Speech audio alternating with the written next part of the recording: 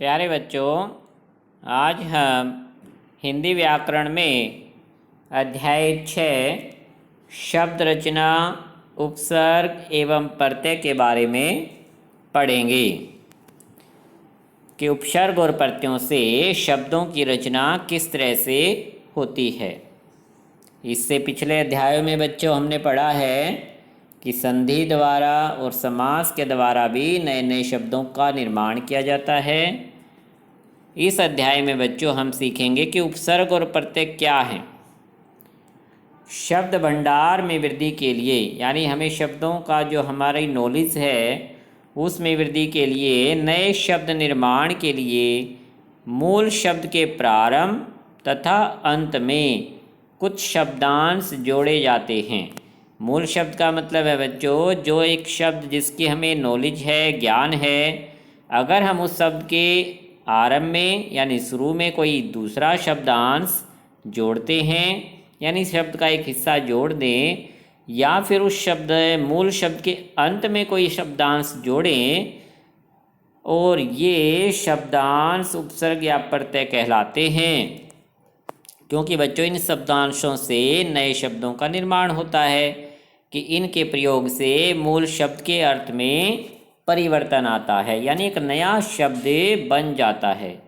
जैसे उदाहरण से समझिए बच्चों कि मूल शब्द है मान, जिसका अर्थ है इज्जत। अगर हम इसे मूल शब्द के शुरू में आरंभ में अप शब्दांश को जोड़ते हैं तो नया शब्द बना अपमान, यानी बेइज्जती। तो पहले इस मूल शब्द का अर्थ इज्जत था, जबकि अप उपसर्ग जोड़ने से नया शब्द जो बना उसका अर्थ बिल्कुल बदल गया, अर्थ बना बेइज्जती। तो इस तरह से बच्चों जब शब्द के शुरू में कोई नया शब्द जोड़कर उसका अर्थ बदलता है तो उसे क्या कहा गया है? उपसर्ग कहा गया। अब प्रत्यय को समझिए कि मूल शब्द दया, मूल शब्द के अंत में हमने आलू प्रत्यय जोड़ दिया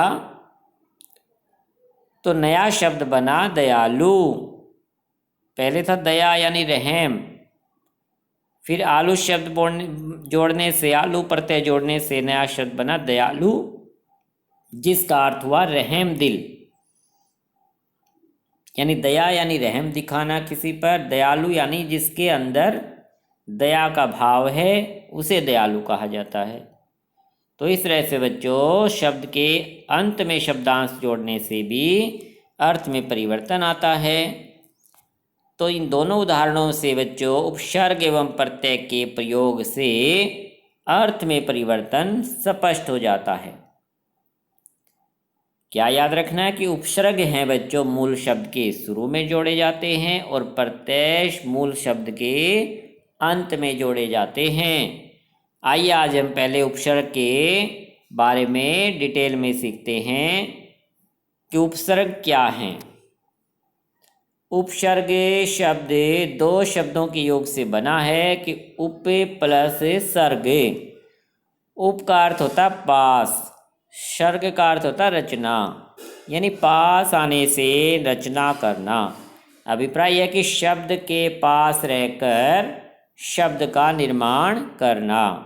अब यह शब्द के पास किस तरह से जोड़े जाते हैं कि उपसर्ग शब्दों के प्रारंभ में जोड़े जाते हैं। उपसर्ग का अपना स्वतंत्र प्रयोग नहीं होता, यानी बच्चों इन्हें शब्द की तरह प्रयोग नहीं किया जाता, बल्कि ये शब्दांश होते हैं, यानी शब्द का एक हिस्सा, टुकड़ा होते हैं। इन्हें अन्य शब्दों के शुरू में लगाकर ही इन्हें प्रयोग किया जाता है। तीसरी विशेषता है कि इनके प्रयोग से मूल शब्द का अर्थ बदल जाता है, यानी मूल शब्द किसे कहा गया बच्चों? जिस शब्द के शुरू में उपसर्ग लगाएंगे वह है हमारा मूल शब्द। मूल शब्द के शुरू में जोड़े जाएंगे उपसर्ग यानी शब्दांश, और एक नया शब्द बनेगा, इससे उसका अर्थ परिवर्तित हो जाएगा। जैसे मूल शब्द है कार, उसके शुरुआत में हमने लगा दिया उपसर्ग तो नया शब्द बना उपकार, तो अर्थ बदल गया एहसान। तो हमें बच्चों उपसर्ग से नए शब्दों की रचना करनी सीखनी है।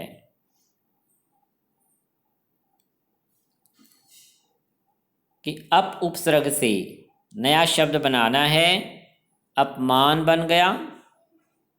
अभि उपसर्ग से अभिमान बन गया। आ उपसर्ग से आगमन बन गया। नि उपसर्ग से निरोग शब्द की रचना हो गई। कि उपर्युक्त उदाहरणों से स्पष्ट हो जाता है कि उपसर्ग मूल शब्द के प्रारंभ में जुड़कर नवीनता लाते हैं। नवीनता यानी नयापन, कि उस शब्द के अर्थ में परिवर्तन लाते हैं। अतः कहा जा सकता है कि जो शब्दांश से मूल शब्द के प्रारंभ में जुड़कर उसके अर्थ में नवीनता लाते हैं वे उपसर्ग कहलाते हैं। तो आपको ये परिभाषा याद करनी है और इसके उदाहरण याद रखने हैं। अब है बच्चों उपसर्गों का वर्गीकरण, कि उपसर्ग 4 प्रकार के होते हैं, यानी इन्हें 4 भागों में बांटा जाता है। आज आपको केवल इनके नाम याद रखने हैं और एक जो वर्ग है उसके उदाहरण याद करने हैं।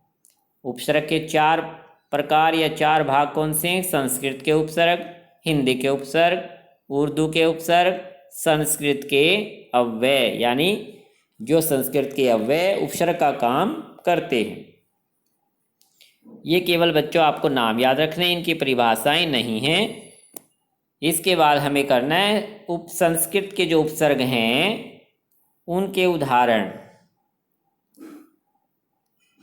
इनको किस तरह से याद रखना है? देखिए कि हमें उपसर्ग और उससे 2 शब्द कम से कम बनाने आने चाहिए। कि आ उपसर्ग से आमरण आजीवन, अभि उपसर्ग से अभिमान अभिलाषा, अति उपसर्ग से अत्यधिक अत्यंत, परि उपसर्ग से परिणाम परिवर्तन। जो अर्थ हैं वो केवल आपको समझने के लिए, पढ़ने के लिए हैं। याद करने आपको उदाहरण कि उपसर्ग अव उपसर्ग से शब्द रचना अवगुण अवनति, उप उपसर्ग से उपवास उपदेश।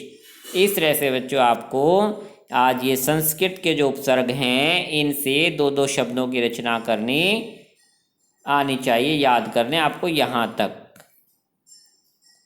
कि आपको उपसर्ग दिया जाए तो उससे आप शब्द बना सकें। कि पर उपसर्ग से प्रकार प्रयोग, वि उपसर्ग से विज्ञान विदेश, स उपसर्ग से स्वतंत्र स्वदेश, सु उपसर्ग से सुपुत्र सुकर्म, सम उपसर्ग से संयोग सम्मान।